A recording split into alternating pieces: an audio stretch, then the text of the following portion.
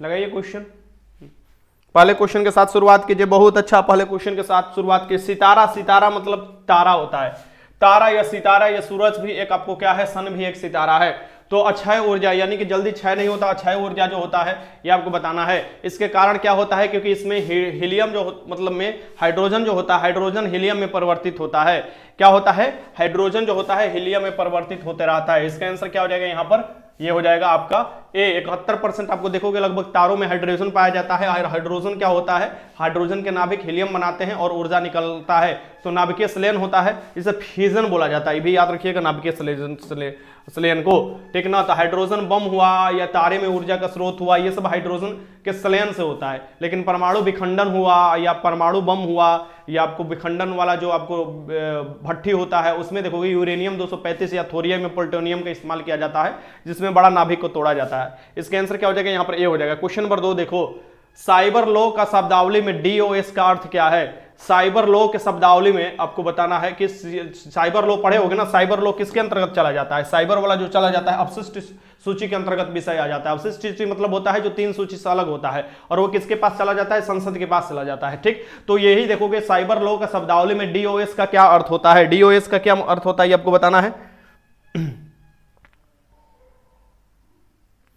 आज तो अब वर्दी पहने हुए हैं। अरे नहीं नहीं, वर्दी नहीं पहने हुए हैं, भैया ला कर दे दिए थे मेरे भी भैया फोर्स में ना, तो हम थोड़ा मतलब वर्दी है नहीं, वो डेली पहनने वाला चीज है। असल में ये वर्दी से थोड़ा डिफरेंट है।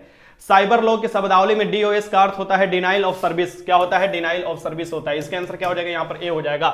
Denial of service cyber law में डीओएस का मतलब होता है। आगे चलते हैं, क्वेश्चन नंबर यहाँ पर 3 देख लीजिए। भारत के राज्यों में से प्रति वर्ग किलोमीटर अधिकतम जनघनत्व किसका है। तो भारत के राज्यों में से सबसे अधिक जनघनत्व जो देखने को मिलता है 1106 देखने को मिलता है प्रति किलोमीटर स्क्वायर में। आपको देखोगे तो ये बिहार का मिलता है। किसका मिलता है, बिहार का मिलता है। किसका मिलता है, बिहार का मिलता है। और सबसे कम किसका मिलता है, अरुणाचल प्रदेश का मिलता है। इसे भी याद रखिएगा, यानी कि बिहार हो जाएगा। बिहार हो जाएगा। रैंक के हिसाब से या कुछ क्षेत्रफल रैंक के हिसाब से भी बिहार का स्थान 12 है। जनसंख्या के हिसाब से बिहार का स्थान 3रा है। और आपको जनघनत्व के हिसाब से बिहार का स्थान क्या हो जाएगा, पहला हो जाएगा। कपास की पैदावार अच्छी होती है। कपास जो होता है देखोगे, कपास जो होता है किसमें सबसे अधिक पैदावार होता है, तो कपास होता है आपको किसमें, काली मिट्टी में। काली कपासी मिट्टी से बोला जाता है। काली कपासी मिट्टी को क्या बोला जाता है, आपको काली मिट्टी को स्वतः जोताई वाली मिट्टी बोला जाता है। ये सब देखोगे महाराष्ट्र वाला, गुजरात वाला क्षेत्र में ज्यादा मिट्टी देखने को मिलता है, मध्य प्रदेश क्षेत्र में। तो ये हो जाएगा यहाँ पर काली मिट्टी हो जाएगा। जलोढ़ मिट्टी जो होता है भारत में सबसे अधिक पाए जाने वाली मिट्टी हो जाता है जलोढ़ मिट्टी। जलोढ़ मिट्टी 2 प्रकार के होते हैं, खादर होता है, बांगर होता है। खादर नया जलोढ़ मिट्टी को कहा जाता है, बांगर आपको पुराना जलोढ़ मिट्टी को कहा जाता है। इसे भी याद रखिएगा। आगे चलते हैं, क्वेश्चन पूछता है तो चलिए क्वेश्चन नंबर 5 देखिए। हाल ही में जारी ग्लोबल हंगर इंडेक्स, देखो 2022 में ग्लोबल जारी हंगर इंडेक्स जो जारी किया गया था, तो इससे पहले जो आपको ग्लोबल हंगर इंडेक्स हुआ था उसमें स्थान जो था भारत का उसका 101 स्थान था। लेकिन आपको फिर से 6 स्थान फिसल गया और पाकिस्तान से भी नीचे चला गया, ठीक ना। तो मतलब हाल ही में जारी ग्लोबल हंगर इंडेक्स 2022 में भारत का स्थान कौन सा मिला है, 107वां स्थान मिला है। 107वां स्थान मिला है, 107वां स्थान पर है अभी। ये भी याद रखिएगा, क्वेश्चन आपसे पूछता है। तो आगे चलते हैं, जल्दी जल्दी क्वेश्चन लगाते रहिए आप लोग। विश्व खाद्य दिवस कब मनाया जाता है, विश्व खाद्य दिवस जो मनाया जाता है ये कब मनाया जाता है, खाद्यान्न और खाद्य के सबके पास पहुंच हो पाए। और विश्व खाद्य दिवस जो मनाया जाता है, वर्ल्ड फूड डे जो मनाया जाता है, इसके लिए जो मनाया जाता है ये 16 अक्टूबर को मनाया जाता है। क्या मनाया जाता है, 16 अक्टूबर को। 16 सितंबर को क्या मनाया जाता है, पर्यावरण मतलब कि वो जो 16 सितंबर को मनाया जाता है ये क्या, ओजोन वाला जो आपको लेयर होता है उसके क्षरण के विरोध में। बहुत अच्छा।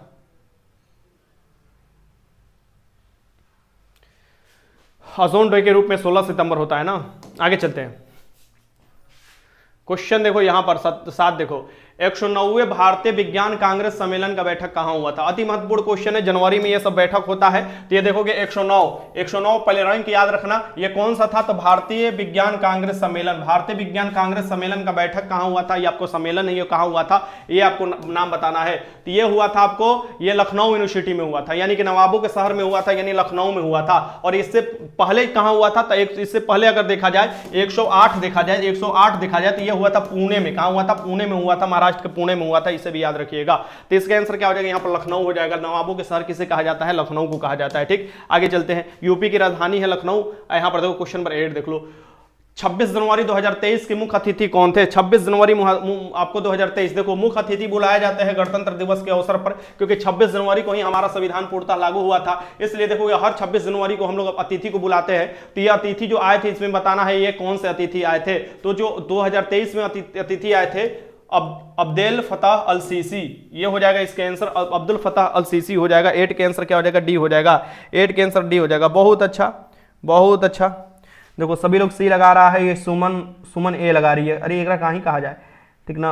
सब लोग सी लगा, प्रीति कुमारी देखो डी लगा रही है, कितना बढ़िया है। मनीष कुमार डी लगा रहा है, सेठी लगा रहा है, सेठी बाबू डी, शनिया तिवारी डी, विशाल रॉयल डी। बहुत अच्छा, ऐसे ही क्वेश्चन आप लोग सही लगाते रहो, फिर तो देखो मजा ही मजा है। करेंट अफेयर और ये सब तुम लोग को अरे 100 डेज मिला है, एकदम तुम लोग धुआं कर दोगे। जल में कार्बन डाइऑक्साइड प्रवाहित करने पर बना सोडा वाटर क्या होता है? देखो जल होता है, जल जो होता है उसका फॉर्मूला क्या होता है? जल होता है उसका फॉर्मूला होता है H2O। H2O में तुमको प्रवाहित करना है क्या? CO2 प्रवाहित करना है आपको, ठीक ना। तो CO2 जब प्रवाहित करोगे तो ये बन जाता है, इसमें अम्ल क्या सा मिलता है? तो ये पूछ सकता है कि अम्लीय प्रकृति का होता है, क्या होता है? कार्बोक्सिलिक अम्ल अम्लीय प्रकृति का ये हो जाता है। इस बात को ध्यान में रखिएगा, इसका आंसर क्या हो जाएगा? यहाँ पर सी हो जाएगा। यानी कि जो पिप्सी हुआ, या जो तुम्हारा थम्सअप हुआ, या जो तुम्हारा माउंटेन ड्यू हुआ, ये सब पर देखोगे कि ये सब पर जब आपको CO2 मिलाया जाता है पानी में तभी तो ये सब बनाया जाता है ना। और ये जो हो जाता है ये कौन सा अम्लीय प्रकृति का हो जाता है, यानी कि इसका आंसर क्या हो जाएगा? यहाँ पर सी हो जाएगा। आगे देखो क्वेश्चन नंबर 10, 2,4-D है क्या? ये आपको बताना है 2,4-D क्या है, ये आपको लगाना है। लगाते देखते कौन आंसर सही लगा रहा है। 2,4-D क्या है ये बताओ आप लोग, 2,4-D है क्या?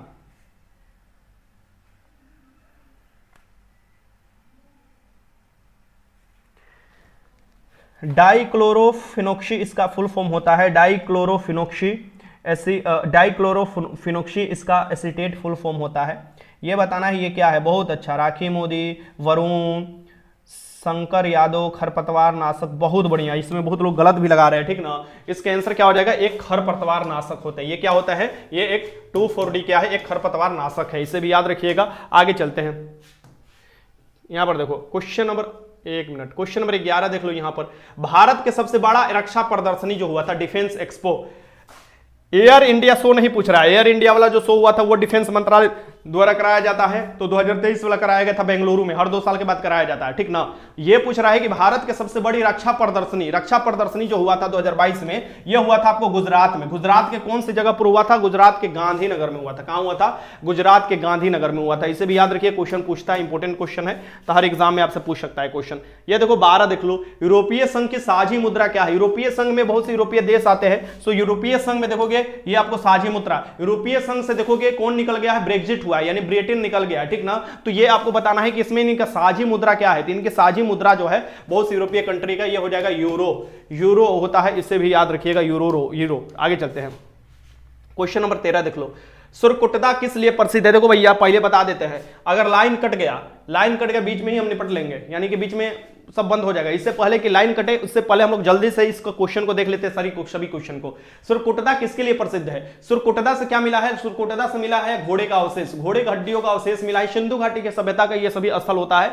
सिंधु घाटी सभ्यता हमारा जो है कांस्ययुगीन सभ्यता है, ये आप लोगों को पता होना चाहिए। सिंधु घाटी सभ्यता नगरीय सभ्यता है। और सिंधु घाटी सभ्यता कैसे पता चला कि सिंधु घाटी सभ्यता जो है ऋग्वैदिक सभ्यता से पहले है? तो सिंधु घाटी सभ्यता में मृद भांड मिले हैं। सिंधु घाटी सभ्यता की लिपि अभी तक पढ़ा नहीं गया, ठीक ना, तो भाव चित्रात्मक लिपि है सिंधु घाटी सभ्यता। आप लोग जानते हैं सिंधु नदी के किनारे सिंधु घाटी सभ्यता, हड़प्पा जो है रावी नदी के किनारे है। 13 का आंसर क्या हो जाएगा? यहाँ पर बी हो जाएगा। क्वेश्चन नंबर 14 देख लो, इम्यूनोलॉजी के जनक कौन है? इम्यूनोलॉजी के जनक कौन है? पहले नाम बताओ। इम्यूनो सिस्टम कब होता है? जब तुम अपने अंदर कुछ ना कुछ उसके विरुद्ध में, मान लो कि कोई रोग है उसके विरुद्ध में तुम अपना टीका लगवाते हो। यानी कि टीका की खोज किसने किया था? सबसे पहले तो लुईस कौन किया था? एडवर्ड जेन्नर ने किया था। और एडवर्ड जेन्नर ने किसकी खोज किया था? एडवर्ड जेन्नर ने किया था आपको कौन सी टीका की खोज किया था? तो चेचक के टीके की खोज किया था। और यहां पर इसका आंसर हो जाएगा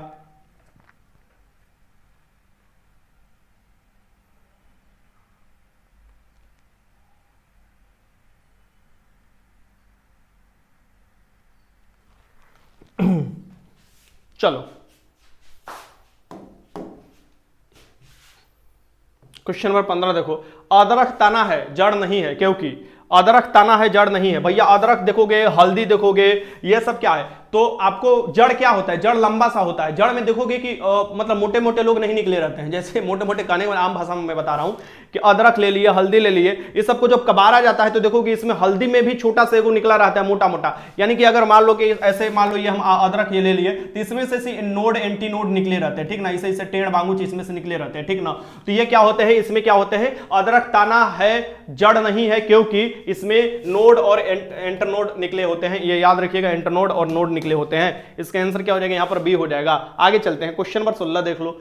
निम्न में से किसे भोर का तारा कहा जाता है? भोर के तारा कहा जाता है, सांझ के तारा कहा जाता है, पृथ्वी का जुड़वा बोहन कहा जाता है, संदर्भ के देवता कहा जाता है, सबसे चमकीला ग्रह है सूरज के, दूसरा सबसे आपको मतलब बुध के बाद दूसरा स्थान आता है, इसका शुक्र का स्थान आता है। शुक्र का कोई उपग्रह नहीं है, शुक्र पूरब से लेकर पश्चिम की ओर अपना ये फेरा करती है। तो जैसे ये जो क्वेश्चन अगर आपसे पूछे कि ये आपको हो गया सूरज हो गए, ये बुध हो गया, ये शुक्र हो गया, ये पृथ्वी हो गया, ये मंगल हो गया, ये एस्टेरॉयड बेल्ट हुआ, बृहस्पति हो गया, आपको शनि हो गया, अरुण हो गया, वरुण हो गया, ये आपको टोटल 8 ग्रहों की जो श्रेणी है इसमें से पूछ रहा है कि भोर के तारा किसे कहा जाता है? भोर के तारा आपको क्या हो जाता है, डी शुक्र हो जाता है। जबकि सूरज के सबसे नजदीक अगर देखा जाए तो कौन है, बुध है। लेकिन सबसे गर्म या सबसे चमकीला क्यों शुक्र को कहा जाता है? क्योंकि शुक्र के वायुमंडल में देखोगे 95% से ऊपर CO2 है, और CO2 का क्या काम होता है, सूरज के प्रकाश की जो आपको किरण होती है, जो उसका गर्मी होता है, उसको सोख लेना और बाहर नहीं भेजना। इसलिए बोला जाता है कि जैसे जैसे पृथ्वी पर CO2 बढ़ रहा है, CO2 बढ़ रहा है, ग्लोबल वार्मिंग बढ़ रहा है, ठीक ना। और CO2 आता कहां से है, तो जीवाश्म ईंधन जलाओगे तो CO2 आता है। चलो आगे चलते हैं, क्वेश्चन देखते हैं। क्वेश्चन 17 देख लो यहां पर। भारतीय संविधान का कौन सा अनुच्छेद निर्वाचन किससे संबंधित है?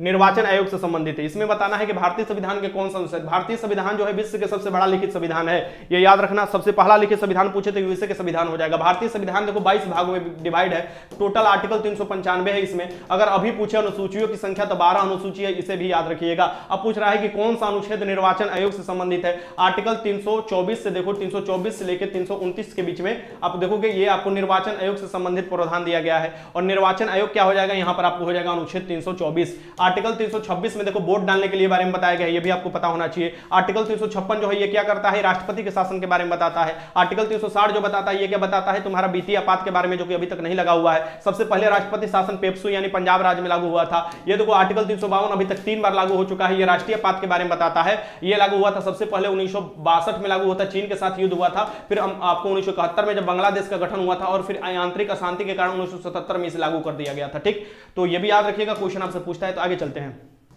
क्वेश्चन यहां देखिए 1857 की क्रांति का चिन्ह निश्चित किया गया। 1857 की क्रांति, 1857 की क्रांति देखोगे, इसमें आप देखोगे कि क्या हुआ था, जमींदार लोग, बहुत से कृषिगत लोग विरोध किए थे, ठीक ना। तो 1857 की क्रांति का चिन्ह क्या हुआ था, ये हुआ था कमल और चपाती हुआ था। क्या हुआ था, कमल और चपाती हुआ था। ये किसके समय में हुआ था, तो लॉर्ड कैनिंग के शासनकाल में हुआ था ना, लॉर्ड कैनिंग के शासनकाल में हुआ था। फिर देखोगे लॉर्ड कैनिंग ने 1857 के ही आपको देखोगे समय जो अपना जो क्या बोला जाता है उसे, तत्कालिक कर पर आपको जो मुख्यालय बनाया था वो इलाहाबाद को बनाया था, कि इलाहाबाद से ही सब जगह देखा जाएगा। क्योंकि सबसे ज्यादा देखा जाए तो अवध से सैनिक थे, और अवध क्षेत्र में ज्यादा आपको विरोध देखने को मिल रहा था इसे। जैसे लखनऊ हुआ, अपना जो बिहार से देखोगे बाबू वीर कुंवर सिंह थे, और भी जगह से, झांसी से देखोगे, ये ज्यादा विरोध देखने को मिला था, ठीक ना। तो फिर इसके बाद 1858 का एक्ट भी आया। 1858 के एक्ट के द्वारा यह कह दिया गया कि अब जो शासन होगा वो महारानी विक्टोरिया के हाथों से ही होगा, मानी महारानी जो विक्टोरिया होगी उनके नामों पर होगा। यानी कि जो आपको रानी बैठती थी इंग्लैंड में, अब उनके देखरेख में शासन किया जाएगा। राज्य की जो हड़प नीति लाया गया था लॉर्ड डलहौजी को, उसे कह दिया गया कि उसे बंद कर दिया गया। असल में ऐसा कुछ हुआ नहीं था। आगे देखो क्वेश्चन नंबर 29 देखो, नाट्य शास्त्र के रचनाकार कौन है। नाट्य शास्त्र के रचनाकार कौन है ये आपको बताना है। नाट्य शास्त्र जो है इसके रचनाकार कौन है, तो भरत मुनि को बोला जाता है नाट्य शास्त्र के रचनाकार। किसे बोला जाता है, भरत मुनि को नाट्य शास्त्र का रचनाकार बोला जाता है। इसे भी याद रखिएगा, आगे क्वेश्चन पूछता है। तो इसके आंसर 20 लगाइए। साबुन ग्रीज को हटाता है। साबुन जो क्या करता है, ग्रीज को हटा देता है, मतलब मैल जो होता है उसको हटा देता है। साबुन जो तुम्हारा मैल होता है उसको हटा देता है। एक तो याद रखना कि साबुन जो होता है ये घुल जाता है जल्दी से, क्योंकि पृष्ठीय तनाव क्या हो जाता है, कम हो जाता है अगर देखा जाए तो, इसलिए घुल जाता है और मैल को बाहर कर देता है। बट यहां पर दे रहा है कि साबुन ग्रीज को हटाता है, किसके कारण, पाइसीकरण के कारण हटाता है। किसके कारण, पाइसीकरण के कारण होता है। और इससे भी देखोगे कि जो तुम्हारा पेट में भी जो पाइसीकरण होता है ना भैया, तुम्हारा पेट में पाइसीकरण तो होता ही होगा। तो ये पाइसीकरण मतलब होता है कि छोटे छोटे टुकड़े भागों में बंटना, ठीक ना। इसका आंसर क्या हो जाएगा यहां पर, सी। आगे देखते हैं क्वेश्चन नंबर यहां पर 21 देख लो। मृत मछली से निकलने वाली दुर्गंध के यौगिक कौन होते हैं। जो मृत मछली से निकलेगी दुर्गंध के यौगिक ये बताना है। मछली खाने जाते होगे या मछली जहां कटाता होगा दूर दूर तक दुर्गंध आता होगा। आखिर दुर्गंध आने का मुख्य कारण क्या है, तो मृत मछली से निकलने वाली दुर्गंध के यौगिक का कारण आपको बताना है। इसमें से कौन हो जाएगा, ये जो हो जाएगा ये हो जाएगा अमीनो यौगिक हो जाएगा। अमीनो यौगिक हो जाएगा, अमीनो बहुत सा यौगिक हो जाएगा इसमें से दुर्गंध निकलने के कारण। बताओ क्या आंसर होगा, सबसे ज्यादा उपग्रह बृहस्पति का है ना कि शनि का है? नया अपडेट ले लो तुम लोग, सबसे ज्यादा उपग्रह है आपको बृहस्पति का हो चुका है, शनि का फिर से सेकेंड स्थान पर आ चुका है। ठीक, मछली में क्या पाया जाता है बताओ?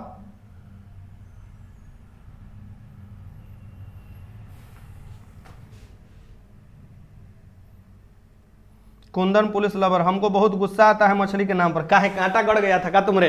इसका आंसर ये हो जाएगा। आगे चलते हैं, देखते हैं क्वेश्चन। मछली में देखो विटामिन ए भी पाया जाता है और मछली में विटामिन डी भी पाया जाता है। ठीक ना, आगे देखो क्वेश्चन नंबर 22, निम्न में से कौन सा लोक या जनजातीय नृत्य कर्नाटक से संबंधित है?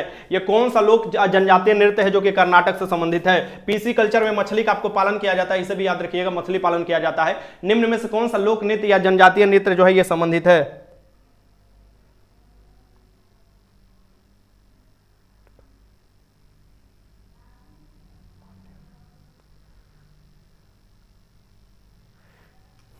क्या दिक्कत है?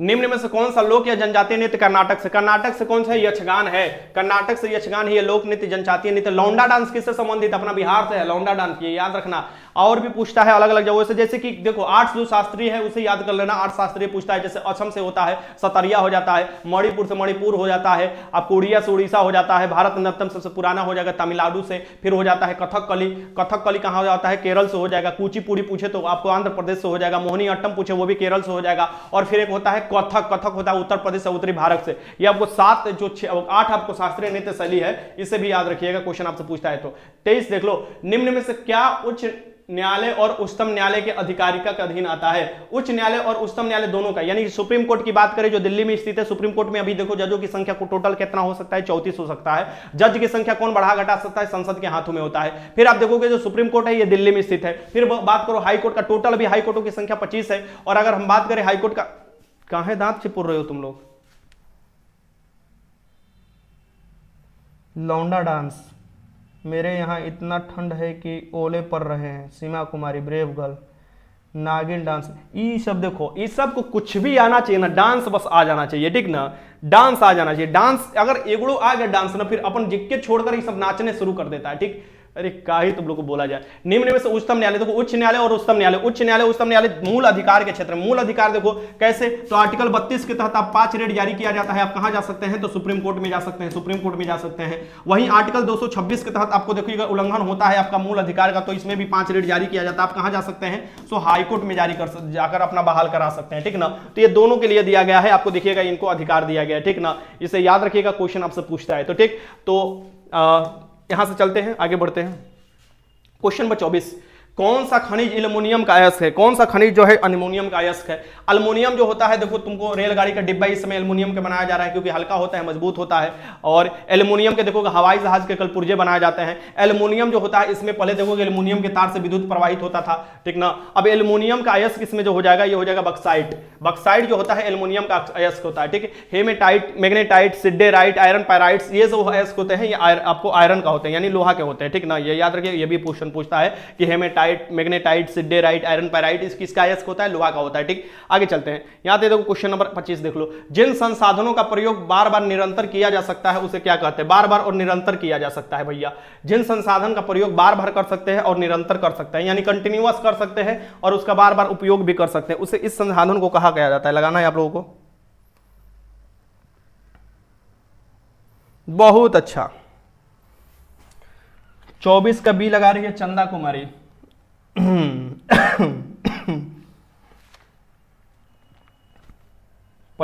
25 का डी लगा रहे हैं प्रीति कुमारी। 25 का डी लगाना है विवेक कुमार। और कौन है ये? पंकज मोतिहारी जिला 23 का भी 23 में ही फसल है। अनी अंगरू लगा रही है, ये भी डी लगा रही है। के विकास भी डी लगा रहा है। पटेल भी डी ही लगा रहे हैं। बताओ इसका आंसर क्या होगा? बहुत अच्छा, नवीकरणीय होगा। फिर से हम बार बार इसको कर सकते हैं, रिन्यूएबल कर सकते हैं, यानी बार बार उपयोग कर सकते हैं, नवीकरणीय होगा। दिन लोग भी डी लगाए हैं, सबका सही है, नवीकरणीय होगा। आगे देखते हैं क्वेश्चन नंबर 26 देखो, मानचित्र बनाने के विज्ञान को क्या कहते हैं? मानचित्र बनाने वाले विज्ञान को क्या कहा जाता है ये आपको बताना है। मानचित्र बनाने वाले विज्ञान को क्या कहा जाता है? लगाइए क्वेश्चन। मानचित्र बनाने वाले विज्ञान को कहा जाता है, बताओ? कार्टोग्राफी कहा जाता है। क्या कहा जाता है? कार्टोग्राफी। मानचित्र बनाने वाले विज्ञान को क्या कहा जाता है? कार्टोग्राफी कहा जाता है। आगे चलते हैं, देखते हैं। जल्दी जल्दी थोड़ा क्वेश्चन करते रहो कॉपी कलम पर। 27 देखो, निम्न में से किसे अनबुझा चूना कहा जाता है? अनबुझा चूना किसे कहा जाता है? इस पर पानी अभी नहीं डाला होता है, इसलिए इस पर अनबुझा चूना कहा जाता है। अनबुझा, एक बुझा चूना होता है, कैल्शियम हाइड्रोक्साइड को कहा जाता है बुझा चूना। ये देखो CaOH के होल ट्वाइस को कहा जाता है बुझा चूना कहा जाता है। देखो पनिया में जब चुनवा मिलैले ही ना तो अनबुझा चूना बनही, यानी कि एकरा में अगर पनिया मिला दिलही तो ये अनबुझा चूना बन जाइए, मतलब ये बन जाएगी।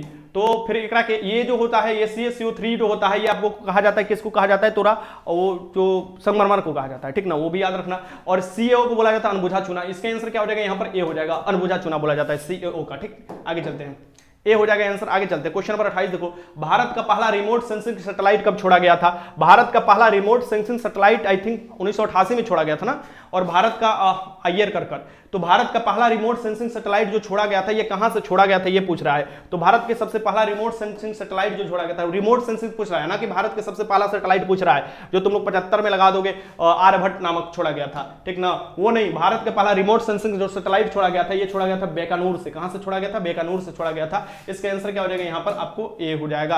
आगे चलते हैं, क्वेश्चन देखिए, क्वेश्चन नंबर 29 देख लीजिए। ये अंतरराष्ट्रीय परमाणु ऊर्जा एजेंसी का मुख्यालय कहां स्थित है? अंतरराष्ट्रीय परमाणु ऊर्जा एजेंसी जो है इसका मुख्यालय कहां पर स्थित है ये आपको बताना है। अंतरराष्ट्रीय परमाणु ऊर्जा एजेंसी का मुख्यालय जो है ये कहां है? तो ऑस्ट्रेलिया की राजधानी वियना में है। कहां पर है? ये आपको हो जाएगा वियना में स्थित है। इसका आंसर क्या हो जाएगा? यहां पर ए हो जाएगा। क्वेश्चन नंबर 30 देख लो, टिहरी बांध का निर्माण किस नदी पर किया गया है? नदी का बात आया तो तुम लोग को पता होना चाहिए कि विश्व की सबसे लंबी नदी है नील नदी। और नील नदी का दिन किसे बोला जाता है? मिस्र को कहा जाता है। विश्व की सबसे चौड़ी नदी हो जाएगी अमेजन नदी। अब पूछे भारत में कि भारत की सबसे लंबी नदी गंगा नदी हो जाएगी, भारत की सबसे चौड़ी नदी ब्रह्मपुत्र नदी हो जाएगी, प्रायद्वीपीय भारत की सबसे लंबी नदी गोदावरी हो जाएगी, जिसे वृद्ध गंगा भी कहा जाता है गोदावरी को। दक्षिण भारत की गंगा बोला जाता है आपको कौन से? कावेरी नदी को बोला जाता है। अब यहाँ पर भारत के जो अगर पूछे कि दामोदर को क्या कहा जाता है? बंगाल की शोक कहा जाता था। आपको पूछे कोसी को बिहार का शोक कहा जाता है, ठीक है। अब पूछे यहाँ पर कौन कौन दे रहा है? तो ये दे रहा है भागीरथी। टिहरी जो बनता है भागीरथी पर बनता है। कहां पर? भागीरथी। इसका आंसर क्या हो जाएगा? सी। देवप्रयाग में देखोगे कि भागीरथी और अलकनंदा में आकर मिलती है तो वहां पर क्या होता है? गंगा का निर्माण होता है। गंगा संयुक्त वहां पर आकर मिलती है देवप्रयाग में, तो ये गंगा वहां से हो जाता है, नाम इनका पड़ जाता है। ठीक, ये भी याद रखिएगा। यमुना जो होती है आपको गंगा में आकर कहां मिलती है? तो अपना प्रयागराज में आकर मिलती है। सोन जो होता है, सोन अभी आता है जो दक्षिण से आकर पटना के समीप मिलता है गंगा से।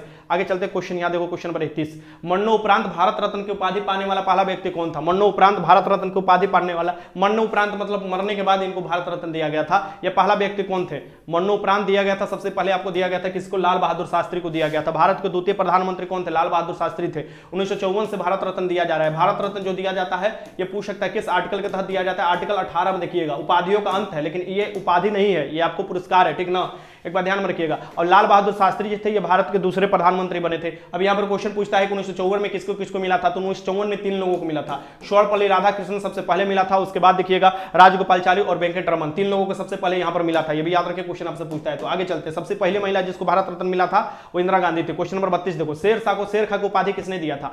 शेरशाह को शेरखा की उपाधि किसने दिया था? ठीक ना, शेरशाह को शेरखा फरीद नाम था इनका। शेर को शेरखा की उपाधि जो दिया गया था, एक ही बार में शेर को मार दिए थे, कहा जाता है बाघ को मारे थे। और शेरशाह का मुकाबला सासाराम में स्थित है, तो ये थे आपको बहार नुहानी, ये मोहम्मद बहार नुहानी द्वारा दिया गया था। इसका आंसर क्या हो जाएगा? यहाँ पर ए हो जाएगा, मोहम्मद बहार नुहानी द्वारा इनको शेरखा की उपाधि दिया गया था। क्वेश्चन नंबर 33 देख लो, मुख्यमंत्री भिक्षावृत्ति, अरे भैया ये देखो, हाँ क्वेश्चन 33 है कि मुख्यमंत्री भिक्षावृत्ति निवारण योजना किस राज्य का शुरू किया है? मुख्यमंत्री भिक्षावृत्ति जो निवारण योजना है, यानी कि कोई भिक्षा नहीं मांगेगा, ये भिक्षावृत्ति जो होता है भिक्षा मांगना होता है, ठीक, ये याद तो होता है, ठीक, इसको निवारण करना यानी कि खत्म करना है। इसके लिए जो योजना की शुरुआत किया गया है ये कौन सा? तो अपना बिहार किया है, ये अपना बिहार है, बिहार में ये शुरुआत किया गया है, यानी कि इसका आंसर क्या हो जाएगा? यहाँ पर बी हो जाएगा। मुख्यमंत्री भिक्षा निवारण योजना कौन से शुरुआत किया है? बिहार में। बिहार दिवस कब मनाया जाता है? 22 मार्च को मनाया जाता है, याद रखिए। क्वेश्चन नंबर 34 देखिए, वर्तमान में केंद्रीय सड़क परिवहन और राज्य मंत्री कौन है? वर्तमान में केंद्रीय सड़क परिवहन और राजमार्ग मंत्री कौन है ये आपको बताना है। केंद्रीय सड़क परिवहन और राजमार्ग मंत्री जो है नितिन गडकरी जी हैं। बहुत अच्छा व्यक्तित्व वाले व्यक्ति नितिन गडकरी जी हैं। इसका आंसर क्या हो जाएगा यहाँ पर? आपका सी। आगे देखते हैं क्वेश्चन नंबर 35 देखो, गौतम बुद्ध वन्यजो अभ्यारण्य कहां पर स्थित है? गौतम बुद्ध वन्यजो अभ्यारण्य कहां पर स्थित है ये बात बताना है। गौतम बुद्ध वन्यजो अभ्यारण्य कहां पर स्थित है? तुम लोग का एक बार ऑप्शन देख लेते हैं, तुम लोग क्या लगा रहे हो, ठीक, ये थोड़ा थोड़ा जल्दी जल्दी तुम लोग आंसर लगाओ, काफी ज्यादा क्वेश्चन है आज।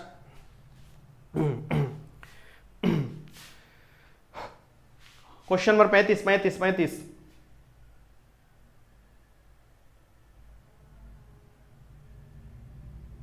सर मेरा एक बेबी है, बहुत मुश्किल होता है आपका क्लास देखना। अब क्या किया जाए, तुम आपके पास बेबी है तो हमारे पास भी ये सब बेबा बेबी देखिए रहा है सब, ये सब भी हमको परेशान कर रख देता है फ़ोन कर बार बार। तो क्या कीजिएगा, अब इसी सब के साथ चलना होगा ना, मतलब सबका साथ सबका विकास। अब उसको समझाइए, उसको भी कराइए कि उसको कहिए कि चलो अभी से तैयारी में लग जाओ। बहुत अच्छा, सब लोग डी लगा रहा है, बहुत अच्छा बहुत अच्छा।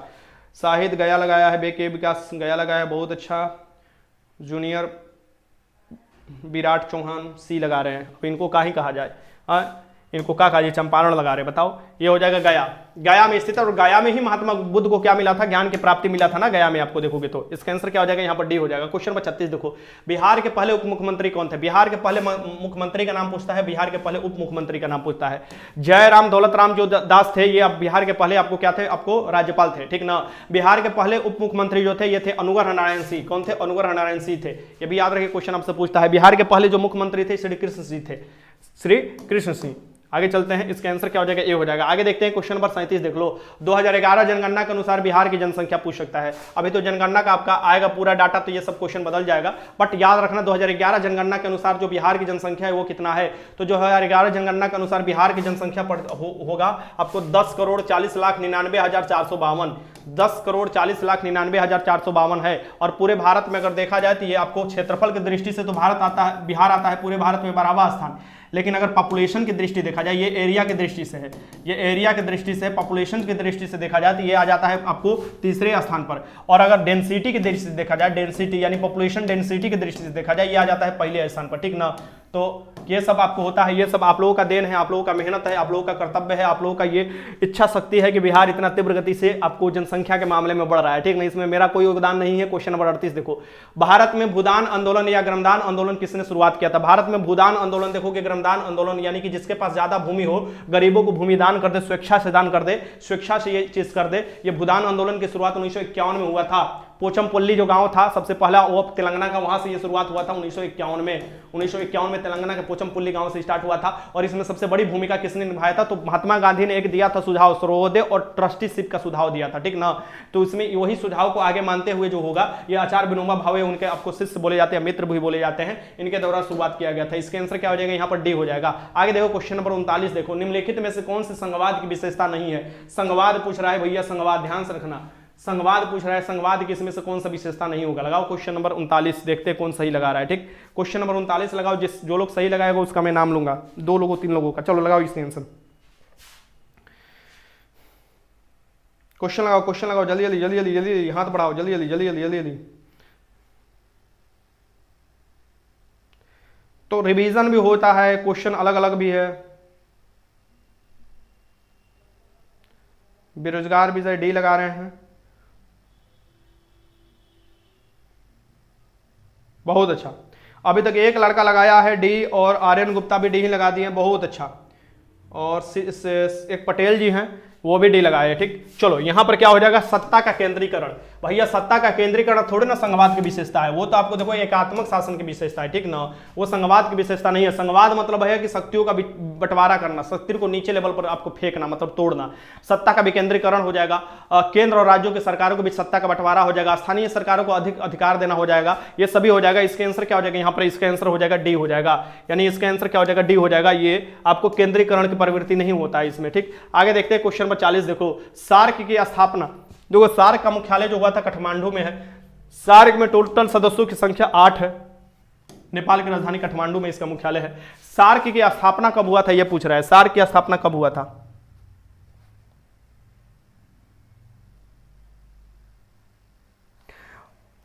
ओ केंद्रीकरण नहीं होगा, विकेंद्रीकरण हो जाता है, डी रॉन्ग है, वरुण कुमार। अच्छा ठीक है, हम बताते हैं, अभी तुम्हारा डी रॉन्ग है। 1 मिनट, पूछ क्या रहा था ये पहले देखे, यहां देखो क्या पूछ रहा है।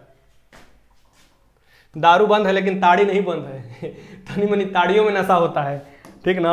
ये पूछ क्या रहा है पहले देख रहे हो, निम्नलिखित में से कौन सा संघवाद की विशेषता नहीं है? क्या कह रहा है, नहीं है, यानी कि इसमें से कौन सी विशेषता नहीं दे रहा है, ठीक ना। या नहीं पकड़ने तुमको आता है जी, बुड़बक का ही तुमको बोले। सत्ता का विकेंद्रीकरण मतलब सत्ता को बांट देना निचले लेवल तक, सही बात है।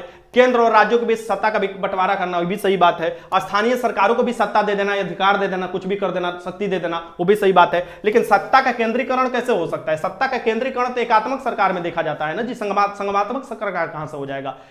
ये सत्ता का एक, आपको देखोगे जो हमारे भी भारत में देखोगे तो एकात्मक की तरफ ही ज्यादा शक्ति दिया गया है, यानी केंद्र को ही ज्यादा शक्ति दिया गया है। ठीक, इसका आंसर क्या हो जाएगा यहाँ पर? डी हो जाएगा, डी। ठीक ना, डी हो जाएगा। आगे चलते हैं, क्वेश्चन नंबर 40 देखो। सार्क का आपका स्थापना हुआ था 1985 में। कब हुआ था? 1985 में हुआ था सार्क की स्थापना, ये पता होना चाहिए आप लोगों को। ठीक ना, आगे चलते हैं, क्वेश्चन 41 देख लो। हाल ही में हिंदी साहित्य के एक जो लिखा गया है इनके द्वारा कृति है पागल खाना के लिए पुरस्कार मिला है। कौन सा पुरस्कार मिला है? 32वां व्यास पुरस्कार मिला है। 32वां जो है व्यास सम्मान पुरस्कार मिला है। साहित्य के क्षेत्र में देखोगे ये सब मिलता है।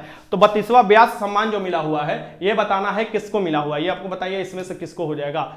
जो मतलब हाल ही में हिंदी साहित्य के पागल खाना के लिए मिला है, ज्ञान चतुर्वेदी को मिला है ना, ज्ञान चतुर्वेदी। इसका आंसर क्या हो जाएगा? ज्ञान चतुर्वेदी हो जाएगा, यानी ज्ञान चौबे। इसका आंसर क्या हो जाएगा यहाँ पर? बी हो जाएगा। आगे चलते, क्वेश्चन नंबर 42 देख लो, सॉरी। निम्नलिखित में से विधान परिषद किस राज्य में नहीं है? विधान परिषद देख लो। विधान परिषद क्या होता है? जैसे कि राज्य में अलग अलग राज्यों में विधान परिषद भी बनाए जाते हैं। ठीक ना, प्रत्येक जरूरी नहीं है हर राज्य बनाएंगे ही बनाएंगे। सो पहला विधान परिषद देखो यहाँ पर, दूसरा देख लो 6 राज्यों में भी है, तीसरा देख लो, चौथा देख लो, पांचवा देख लो और छठा देख लो, यही 6 राज्यों में है। जैसे कि पहला बिहार में है, फिर यूपी में है, फिर आपको कर्नाटक में मिलेगा, फिर महाराष्ट्र में मिलेगा, तेलंगाना में मिलेगा, आंध्रा में मिलेगा। ये ऐसे देखोगे ये 6 राज्यों में मिलता है, तो इसमें जम्मू कश्मीर में नहीं होगा। इसका आंसर क्या हो जाएगा? यहाँ पर बी हो जाएगा, जम्मू कश्मीर में नहीं होगा। आगे देखते हैं, क्वेश्चन नंबर 43 देख लो। राज्यों में राज्यपाल की नियुक्ति कौन करता है? राज्य में जो राज्यपाल की नियुक्ति किया जाता है, ये किसके द्वारा किया जाता है, ये आपको बताना है। सो राज्य में अलग अलग राज्यों में राज्यपाल की जो नियुक्ति किया जाता है, ये किसके द्वारा किया जाता है? ये किया जाता है भारत के राष्ट्रपति द्वारा। ठीक ना, भारत के राष्ट्रपति द्वारा। बट ये क्वेश्चन पूछ सकता है कि राज्यपाल को कौन दिलाता है क्या? तो राज्यपाल को कौन शपथ दिलाता है? राज्यपाल को कौन शपथ दिलाता है? ठीक, यहां पर ये एक ऑप्शन जोड़ दो, चलो बताओ। अगर ये क्वेश्चन अगर ये रहता कि इनको शपथ कौन दिलाता है, शपथ कौन दिलाता है, ये बताओ। इसमें शपथ कौन दिलाता है? ये नियुक्ति हटा दो, इसमें हो जाएगा कोई नहीं। अब बताओ इनको शपथ कौन दिलाता है? राज्यपाल को शपथ कौन दिलाता है? ये अलग क्वेश्चन हो गया। ये बताओ इसका आंसर क्या होगा? राज्यपाल को जो शपथ दिलाया जाता है किसके द्वारा दिलाया जाता है? लगाओ क्वेश्चन।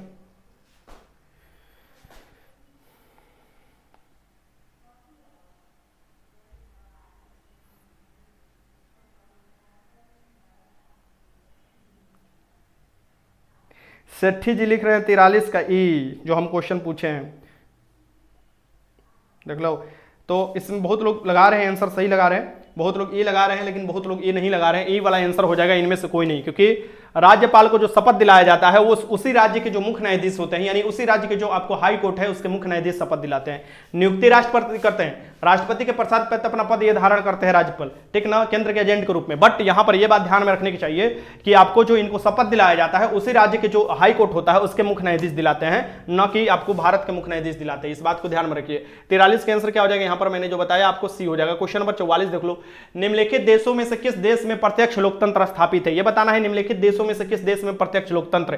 प्रत्यक्ष लोकतंत्र कहने के मायने जो है कि तुम लोग डायरेक्ट अपना वोट डालने जाओगे, यानी डायरेक्ट जो है प्रतिनिधि को चुनोगे, यानी डायरेक्ट अपनी बातों को पहुंचा सकते हो, यानी अपने बात भी मनवा सकते हो डायरेक्ट की सबसे ज्यादा जिसके पक्ष में वोट होगा उसका बात माना जाएगा। तो डायरेक्ट जो होता है ये स्विट्जरलैंड में स्थित है। कहां पर है डायरेक्ट जो है? ये स्विट्जरलैंड में। हम अपने प्रतिनिधि के माध्यम से जब भेजते हैं उसे इनडायरेक्ट बोला जाता है। डायरेक्ट मतलब कि हम जो अपना बात है उसको समक्ष जो है सरकार के समक्ष रख सकते हैं। ठीक ना, ये आपको इसका आंसर क्या हो जाएगा? यहां पर सी हो जाएगा। आगे देखते हैं क्वेश्चन नंबर 45। पदार्थ का जड़त्व उसकी किस भौतिक राशि का मापक होता है? डायरेक्ट लोकतंत्र आपको देखने को मिलता है छोटे छोटे आपको देशों में ज्यादातर देखने को मिलता है, जहां पर संख्या लिमिट हो, क्योंकि उनसे बात पूछना या बात कोई भी जानकारी लेना बहुत आसान हो जाता है। ठीक ना, पदार्थ का जड़त्व उसकी किस भौतिक राशि का आपको माप है? तो जड़त्व जो होता है क्या होता है? विरोध करना मतलब होता है। तो ये क्या हो जाएगा? द्रव्यमान होगा। इस स्थिति को द्रव्यमान, यहाँ पर द्रव्यमान नहीं होगा, द्रव्यमान हो गया यहाँ पर। ठीक ना, तो ये क्या होगा? पदार्थ का जड़त्व जो किस भौतिक राशि का मात्रक है, ये आपको सी हो जाएगा उसका आंसर, द्रव्यमान। क्वेश्चन नंबर 46 लगाओ। जी जो बड़ा वाला जी होता है, बड़ा वाला जी आता है, इसका मान क्या होता है? बड़ा वाला जो जी होता है इसका कांस्टेंट वैल्यू होता है, और इस कांस्टेंट वैल्यू इसका होता कितना है ये आपको पूछ रहा है। बड़ा वाला जी का जो कांस्टेंट वैल्यू होता है वो कितना होता है? लगाइए क्वेश्चन, क्या दिक्कत है? बड़ा वाला जी का वैल्यू जो होता है, सिंपल सी बात है, इसका जी का वैल्यू होता है 6.67 इंटू 10 के पावर -11।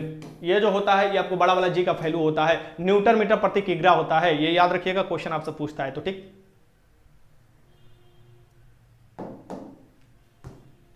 आगे देखो क्वेश्चन नंबर 47, पदार्थ का संवेग दुगना होने पर उसकी गतिज ऊर्जा कितना हो जाएगी। पदार्थ की संवेग दुगना होने पर गतिज ऊर्जा कितनी हो जाएगी, यानी संवेग का फॉर्मूला क्या होता है, ये देखो काइनेटिक एनर्जी जो रहा है, ये पूछ रहा है गतिज ऊर्जा कितनी होगी, गतिज ऊर्जा को होता है हाफ mv² होता है, ठीक।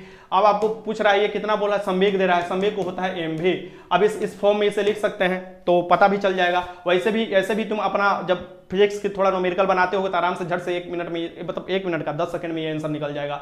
वैसे यहाँ पर देख लो ये क्या होगा, mv है, तो इसको हम क्या कर सकते हैं, इसको लिखो काइनेटिक एनर्जी बराबर हम लिख सकते हैं हाफ mv², ठीक ना। इसको हम ऐसे भी लिख सकते हैं, हाफ m को m लिखो, v² को v² लिख लो, और फिर यहाँ पर कर लो m बटा में m, मतलब m भाई m से ये डिवाइड कर दो तो एक ही हो जाएगा, तो फिर यहाँ पर क्या आ जाएगा, हाफ लिख लो, m एक इसमें कर दो, m² हो जाएगा, v² पहले से है, बटा में m हो जाएगा। अब ये जो mv का क्या हो जाएगा, ये स्क्वायर हो जाएगा, mv के स्क्वायर, तो यहाँ से क्या हो जाएगा, हाफ हो जाएगा, p के स्क्वायर हो जाएगा, बटा में क्या हो जाएगा, m हो जाएगा। अब यहाँ पर देख लो क्या कह रहा है, अगर पदार्थ का संवेग आपको क्या हो जाता है, दुगना कर दिया जाता है, तो दुगना कर दो यहाँ पर, तो ये क्या हो जाएगा, 4 गुना हो जाएगा, क्योंकि गतिज ऊर्जा क्या होता है, p² होता है। संवेग मानो p बराबर यहाँ पर 2 लिख दिए, और ये काइनेटिक एनर्जी के संवेग के पक्ष में आपको फॉर्मूला निकाल दिए, तो ये 2 का स्क्वायर हो जाएगा, तो ये 2 का स्क्वायर 4 हो जाएगा, यानी कि ये पूछ रहा है कि संवेग दुगना होने पर कितना हो जाएगा, 4 गुना हो जाएगा गतिज ऊर्जा। वेग भी दुगना होने पर क्या हो जाएगा, 4 गुना हो जाएगा, तो इसका आंसर क्या हो जाएगा, ए हो जाएगा। आगे देखो क्वेश्चन नंबर 48,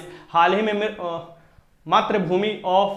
मातृभूमि book of the year award 2023 किसे दिया गया, ये बताना है ये किसे दिया गया है। हाल ही में मातृभूमि ऑफ बुक अवार्ड 2023 किसे दिया गया है, ये आपको बताना है, ठीक। सुस्त कहां पड़ गए, जल्दी जल्दी हाथ बढ़ाओ।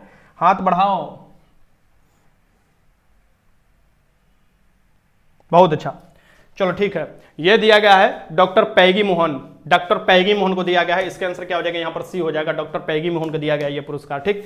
आगे चलते हैं, आगे देखिए क्वेश्चन नंबर 49, हाल ही में फ्रेंच ओपन 2022, देखो फ्रेंच ओपन अभी हुआ नहीं है 2023 वाला, देन तो तुम 2022 वाला देख सकते हो। अभी की डेट में, जिस डेट में मैंने आपको अभी कराया, आज मान लो कितने तारीख है भैया, तब देख लो, तो यहां पर जो अभी पूछ लो, देखो 22 भी पूछ सकता है, 23 भी पूछ सकता है, लेकिन अभी 23 नहीं हुआ है, तो देख लो ये हाल ही में फ्रेंच ओपन 2022 में एकल खिताब किसने जीता है, तो फ्रेंच ओपन 2022 में किसने जीता है आपको बताना है। तो ये जीता है किसके द्वारा, राफेल नडाल द्वारा दिया गया है। राफेल नडाल कहां के आपको खिलाड़ी है, तो स्पेन के खिलाड़ी है, इसे भी याद रखिएगा। फ्रेंच जो है आपको राफेल नडाल ने 2022 का जीता था। आगे देखते हैं क्वेश्चन नंबर 50 देख लो, शून्य समूह में रखे जाए वाले तत्व को किस नाम से जाने जाते हैं। जो शून्य समूह होता है, शून्य समूह जो होता है उसमें क्या होता है, स्टेबल के रखे जाते हैं। स्टेबल माने जिनका ऑक्टेट पूरा होता है, और ऑक्टेट पूरा हुआ है कैसे, हीलियम हुआ, नियोन हुआ, आर्गन हुआ, क्रिप्टोन हुआ, जेनोन हुआ, रेडोन हुआ, ये सब जो होते हैं ये शून्य में रखे जाते हैं। तो शून्य में रखे जाने वाले कौन से निष्क्रिय गैस होते हैं, क्या होते हैं, ये निष्क्रिय गैस होते हैं, ठीक। इसे याद रखिएगा, निष्क्रिय 18वें आपको देखोगे भाग में रखा जाता है, निष्क्रिय होता है। ये देखो क्वेश्चन नंबर आपको देखो 51, तत्व X की बाहर कक्षा में 4 इलेक्ट्रॉन है। तत्व X है, इसकी बाहर कक्षा में 1 2 3 4 इलेक्ट्रॉन है, या इसे भी लिख सकते हो इसकी बाहरी कक्षा में कितने इलेक्ट्रॉन है, तो इलेक्ट्रॉन यहाँ पर X रख लो, 1 2 3 4, एक बाहर कक्षा में 4 इलेक्ट्रॉन है।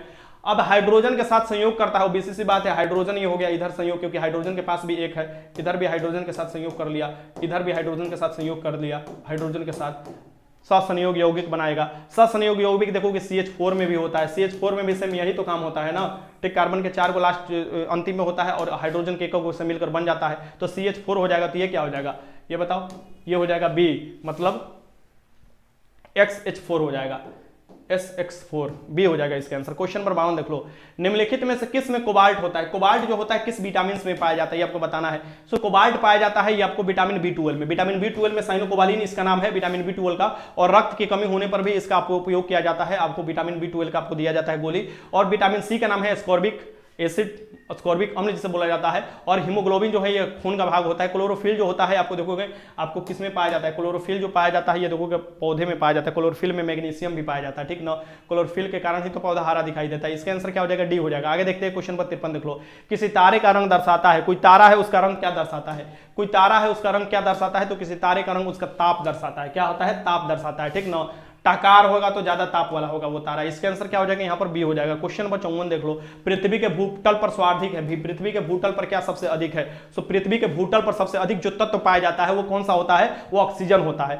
पृथ्वी के भूतल पर सबसे ज्यादा जो पाए जाने वाले तो ऑक्सीजन होता है, इस बात को आप भली भांति याद रखना है। उसके बाद आपको स्थान आता है सिलिकॉन का। आगे चलते हैं, तो इसका आंसर क्या हो जाएगा, ए हो जाएगा। आगे देखते हैं क्वेश्चन नंबर 50 देख लो, 55 देख लो। सबसे अधिक इलेक्ट्रोनेगेटिव तत्व है, सबसे ज्यादा इलेक्ट्रोनेगेटिव जो तत्व है ये कौन सा होगा, सबसे अधिक इलेक्ट्रोनेगेटिव तत्व पूछ रहा है, ये हो जाएगा आपको कौन सा हो जाएगा बताओ, ये हो जाएगा फ्लोरीन। फ्लोरीन जो होता है सबसे अधिक इलेक्ट्रोनेगेटिव होता है, इस बात को भली भांति याद रखिएगा, फ्लोरीन जो होता है सबसे अधिक इलेक्ट्रोनेगेटिव होता है। आगे चलते हैं, देखते हैं क्वेश्चन नंबर 56 देख लो। एक दूरदृष्टि दोष से पीड़ित व्यक्ति को क्या होता है, दूरदृष्टि दोष है यानी हाइपरमेट्रोपिया है, और इसमें आपको उत्तल लेंस का प्रयोग किया जाता है। दूर की वस्तु तो दिखाई देगा, नजदीक की वस्तु नहीं दिखाई देगा, यानी दूर की वस्तु साफ दिखाई नहीं देती, नहीं ऐसा नहीं, साफ की वस्तु साफ दिखाई नहीं देती है, पास की वस्तु, इसका आंसर क्या हो जाएगा, इसका आंसर हो जाएगा बी, यानी कि पास की वस्तु साफ दिखाई नहीं देती है लेकिन दूर की वस्तु दिखाई देती है। इसके लिए निवारण के लिए हम लोग उत्तल लेंस का प्रयोग करते हैं। आगे चलते हैं, यहां देखो क्वेश्चन नंबर 57 देख लो। दो ग्रह जिनके उपग्रह नहीं है, दो ग्रह है जिनका उपग्रह नहीं है, ये आपको बताना है। दो ग्रह जिनका कोई उपग्रह नहीं है, ये दोनों सूरज के सबसे नजदीक वाले ग्रह हो जाएंगे जिनका कोई उपग्रह नहीं है, और ये हो जाएंगे बुध और शुक्र। बुध और शुक्र का कोई उपग्रह नहीं है, इसका याद रखिएगा, क्वेश्चन आपसे पूछता है तो बी हो जाएगा इसका आंसर। क्वेश्चन नंबर 58 देखो, निम्नलिखित में से कौन सा विषाणु जनित रोग नहीं है, ये बताना है इसमें से कौन सा है जो विषाणु जनित रोग नहीं है। विषाणु जनित रोग ये क्या कह रहा है, निम्नलिखित में से कौन सा है जो विषाणु यानी वायरस जनित रोग नहीं है, ये बताना है। इसमें बताओ, डेंगू होगा, चिकन पॉक्स, बर्ड फ्लू, ये सब होता है। हैजा, हैजा का नाम सुने हो, बताओ क्या दिक्कत है।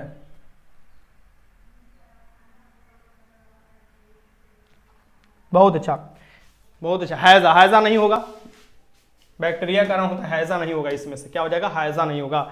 आगे चलते हैं, देख लो कुछ कुछ जो रोग होता है किसके कारण होता है, देख लो विषाणु से होने वाले रोग जो होते हैं, कौन कौन होते हैं विषाणु से होने वाले रोग, यहां पर ध्यान से देख लो। पहले नंबर रेबीज होगा, कुत्ता काटने से भी ये रोग होता है।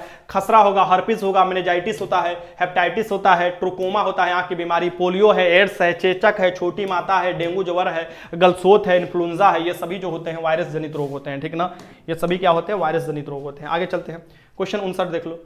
मनुष्य के लिए अति आवश्यक पोषक तत्व है, मनुष्य के लिए अति आवश्यक पोषक तत्व क्या है, मनुष्य के शारीरिक विकास के लिए, मनुष्य के ढांचागत विकास के लिए सबसे अधिक महत्वपूर्ण तत्व जो होते हैं ये कौन होते हैं, वसा होता है, वसा से सबसे अधिक एनर्जी मिलता है, कार्बोहाइड्रेट होता है, प्रोटीन होता है, खनिज होता है, ये आपको अति आवश्यक तत्व हो जाता है शरीर के लिए, इसे भी याद रखिए, सी का आंसर हो जाएगा। क्वेश्चन नंबर 60 देखो, 16वां आईपीएल 2023 का आयोजन कहां किया गया था, 16वां आईपीएल 2023 का आयोजन कहां किया गया था, अभी जो आईपीएल हुआ था उसका आयोजन कहां किया गया था, भारत में किया गया था, चेन्नई सुपर किंग्स ने वो जीता है मेन, तो ये कहां किया गया था, ये भारत में किया गया था, ठीक। अभी थोड़े ना लॉकडाउन है या पार्शियल लॉकडाउन है कि दूसरे देश में जाकर होगा, इसका आंसर क्या हो जाएगा, यहां पर बी हो जाएगा। आगे देखो क्वेश्चन नंबर 61, हाल ही में सिद्धरामैया जो है किस राज्य के 22वें मुख्यमंत्री बने हैं, तो देखोगे कहां पर, तभी चुनाव जो हुआ था कर्नाटक में, तो कर्नाटक में कांग्रेस जीत जाता है, ठीक ना, तो कर्नाटक में कांग्रेस जीत जाता है तो सिद्धरामैया जो है ये मुख्यमंत्री बनाया जाता है 22वें। आपको देखोगे ये कहां के, कर्नाटक के, कर्नाटक में देखोगे कर्नाटक की राजधानी बेंगलोर है, बेंगलोर को सिलिकॉन सिटी कहा जाता है, बेंगलोर जो होता है वहां पर ही इसरो का मुख्यालय भी देखने को मिलता है। क्वेश्चन है यहां पर देखो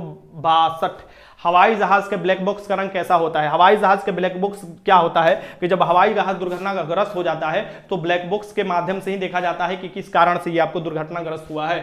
सो हवाई जहाज के ब्लैक बॉक्स का रंग जो होता है ये लाल और नारंगी होता है, इसका आंसर क्या हो जाएगा, यहाँ पर डी हो जाएगा। आगे चलते हैं, क्वेश्चन देखो, क्वेश्चन नंबर 63 देखो, किस बिंदु पर सेंटीग्रेड और फारेनहाइट तापमान बराबर हो जाता है, किस बिंदु पर सेंटीग्रेड और फारेनहाइट दोनों तापमान बराबर हो जाते हैं, ये क्वेश्चन कभी कभी पूछता है आप लोग एग्जाम में, तो ये हो जाते हैं -40 डिग्री पर, -40 डिग्री पर सेंटीग्रेड और फारेनहाइट दोनों तापमान क्या हो जाते हैं, बराबर हो जाते हैं। क्वेश्चन नंबर 64 देखो, चालक की विद्युत प्रतिरोध की इकाई क्या है, ओबीसी सी बात है, विद्युत प्रतिरोध की जो इकाई है, विद्युत प्रतिरोध साइंस वाला क्लास करते हैं तो उसमें पता चला होगा, ये ओम जो होता है, ओम जो होता है ये विद्युत प्रतिरोध की इकाई होता है, इसे भी याद रखिएगा, ओम जो होता है। आगे देखते हैं क्वेश्चन नंबर 65, आधुनिक टेलीफोन उपयोग करता है, आधुनिक टेलीफोन जो है ये किस तरह का उपयोग करता है, किस तरह का प्रयोग किया है आधुनिक टेलीफोन जो है, अब खत्म ही होने वाला है तो जल्दी जल्दी तुम लोग लगाते चलो, बस पहुंचने वाले हैं हम लोग जल्दी से, 5 मिनट और कुछ नहीं। यहां पर देखो आधुनिक टेलीफोन जो उपयोग करते हैं ये क्या करते हैं,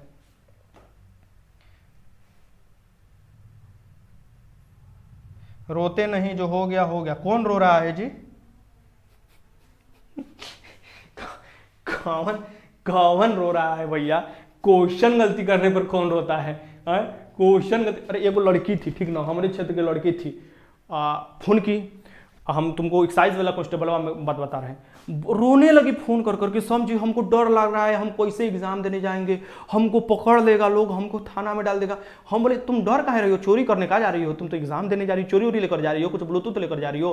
बोल रही है नहीं सर जी हम बहुत ही डर लग रहा है, हमारा एकदम दिल धड़ धड़ धड़ कर रहा है। हम बोले पहले ही मर जाओगी हार्ट अटैक ले, ठीक ना, एग्जाम तो का दोगी, तो पहले एग्जाम देने के लिए डराने की क्या जरूरत है भैया, एग्जाम है आराम से एग्जाम दो, बढ़िया से आ जाओ, एग्जाम निकलेगा तो ठीक है, पढ़े हो तो निकलेगा, नहीं पढ़े हो तो नहीं निकलेगा, तो इसमें डरने की क्या जरूरत है। अब क्वेश्चन गलती हो गया तो उसमें रोने की क्या जरूरत है, अरे अपन विदाई पर रो लेना। इसमें क्या हो जाता है, रेडियो तरंग का प्रयोग किया जाता है, क्या होता है, रेडियो तरंग का प्रयोग किया जाता है। इसका आंसर क्या हो जाएगा, ये हो जाएगा। आगे चलते हैं क्वेश्चन नंबर 66 देखो, एंजाइम मुख्य रूप से किससे बनते हैं। एंजाइम जो होते हैं, जो शरीर में एंजाइम स्रावित होते हैं, मुख्य रूप से किससे बने होते हैं, ये आपको बताना है, ठीक। एंजाइम किससे बने होते हैं, लगाइए क्वेश्चन।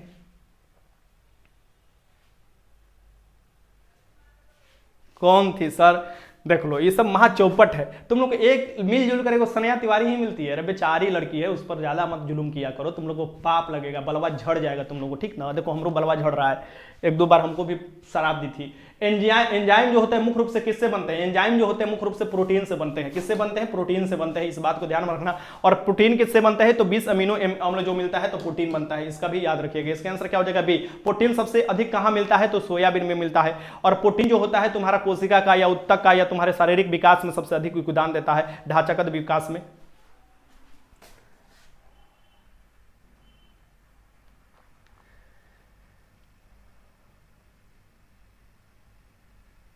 क्या हुआ संटू कुमार, तुम्हारा लाल लाल चेहरा दिखाई दे रहा है, क्या बात है, ज्यादा बुजुर्ग हो गए होगा, ये सब बुजुर्ग होने की निशानी है। बीपी हाई हो जाना, लाल लाल चेहरा दिखाई देना, झुर्री पड़ जाना। हीरा किसका उपरूप है, हीरा बताना है किसका उपरूप है, तो ये कार्बन का उपरूप है। हीरा किसका अपरूप है, कार्बन का उपरूप है, ठीक। हीरा किसका अपरूप है, कार्बन का। हीरे में जो चमक होती है कौन होती है, टोटल इंटरनल रिफ्लेक्शन के कारण होती है। हीरा जो होता है चतुष्फलकीय होता है, ठीक ना, ये भी याद रखिएगा। कार्बन मुलायम होता है, हीरा कठोर होता है। हीरा जो होता है आप देखोगे कि पहाड़ों वाले क्षेत्र में छेद करने के लिए होता है, जो शीशा काटने के लिए हीरा का उपयोग किया जाता है, ये सब आपको पता होना चाहिए। चलो आगे चलते हैं, क्वेश्चन नंबर 68 देख लो। हाल ही में कोप इंडिया, यानी कि जो कोप इंडिया जो कौन था, तो ये आपको वायुसेना सैन्य अभ्यास था, किसके बीच में हुआ। कोप इंडिया जो है वायुसेना अभ्यास हुआ, किन दो देशों के बीच में हुआ है, हाल ही में देखोगे ये हुआ है। ये बताओ ये किन दो देशों के बीच में हुआ है, लगाना है क्वेश्चन। सर टी शर्ट कहाँ से लिए हैं, मार्केट से लिए लाया गया है, बताइए क्या बात है। कांति भाभी काहे रो रहे हो, कौन रो रहा है भाई, हमको तो सुनाइए नहीं।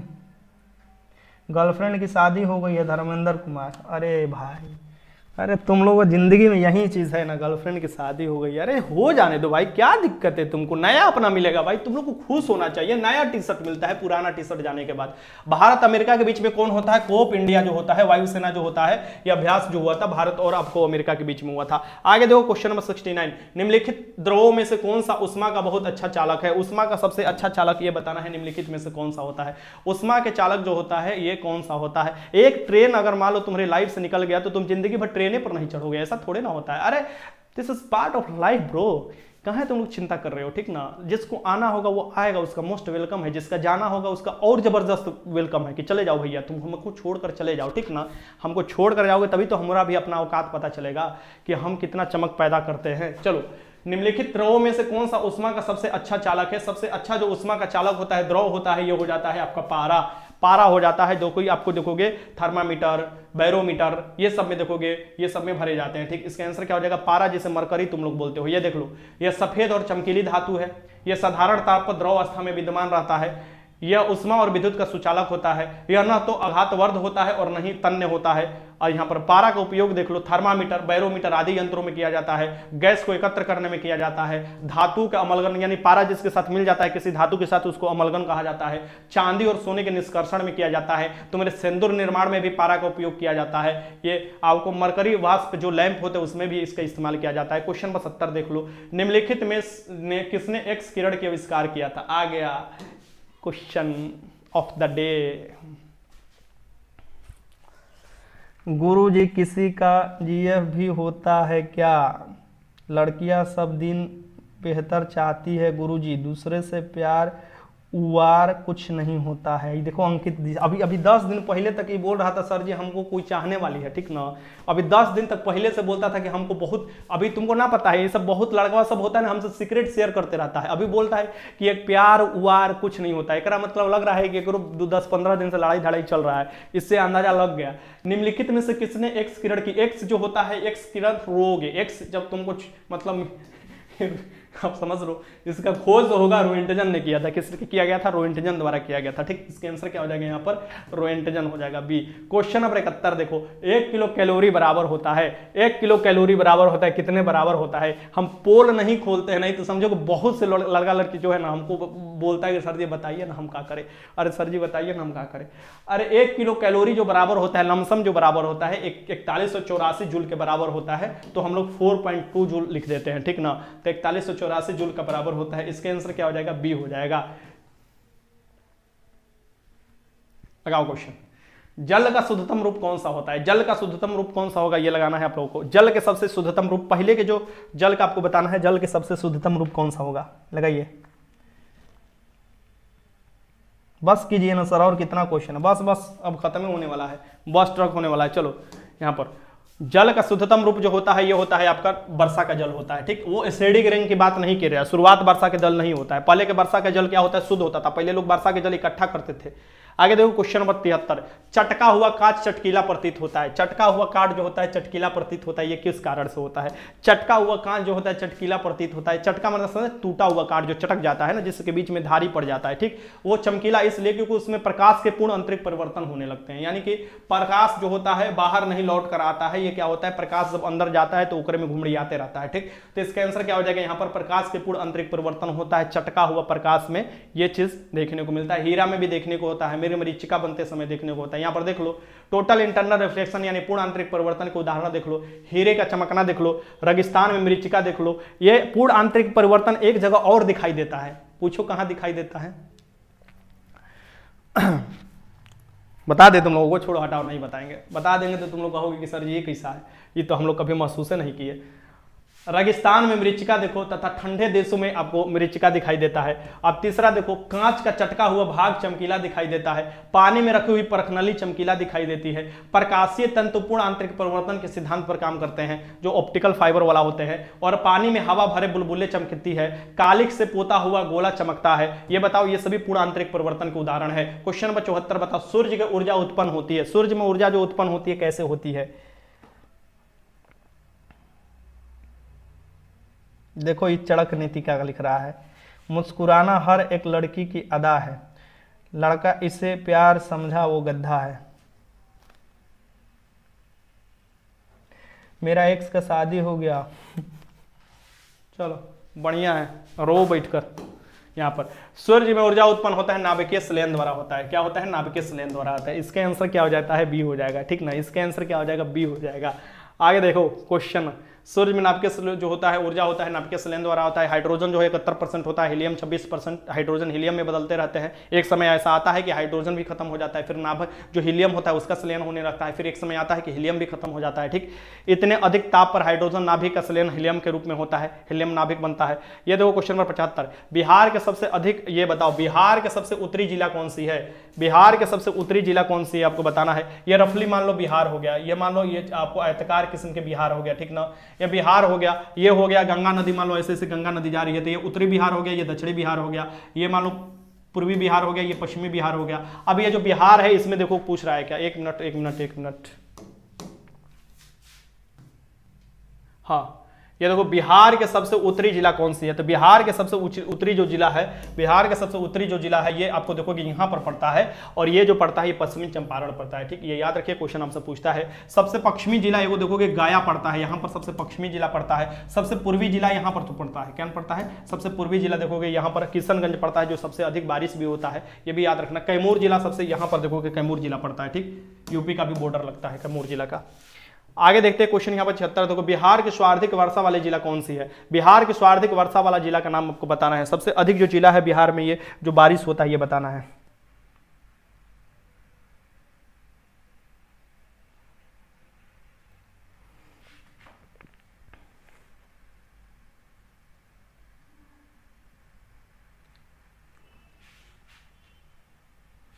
गब्बर सिका लिख रहा है कि ये सब फालतू बोल के आप दिमाग भटका देते हैं, प्लीज सर ना बोलिए। आप तुम्हारा हम क्या करें, तुम्हारे चलते ना बोले, हम बोलेंगे। तुम्हारा दिमाग भटके, तुम्हारा दिमाग भटके उससे मुझे क्या फर्क पड़ता है। तुम्हारा दिमाग भटकना चाहिए ना, जब तुम्हारा दिमाग स्थिर नहीं है तो क्या किया जा सकता है, तो बोला जाएगा, हम तो बोलेंगे, क्या करो, मतलब दिक्कत नहीं, हम तो बोलेंगे।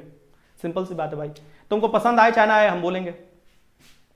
चलो यहां पर बिहार के सर्वाधिक वर्षा वाला जिला निम्नलिखित में से कौन सा है। बिहार के सबसे वर्षा जो होता है, सबसे पूर्वी जिला हो जाता है किशनगंज। किशनगंज में सबसे अधिक वर्षा होता है, इस बात को आप लोग याद रखिएगा। इसका आंसर क्या हो जाएगा, सी हो जाएगा। किशनगंज जिला जो हो जाएगा सबसे अधिक। हमारा दिमाग ना भटक रहा है, तुम्हारा दिमाग भटक रहा है। हम पढ़ा रहे हैं, हमारा दिमाग ना भटक रहा है। जितना लड़कियों से पढ़ रहा है उसका दिमाग ना भटक रहा है, तुम्हारे दिमाग बढ़ जा रहा है, ठीक ना। लगता है तुम लोग भी डीलिंग मारने। चलो बताओ कितना स्कोर किए 76 में से।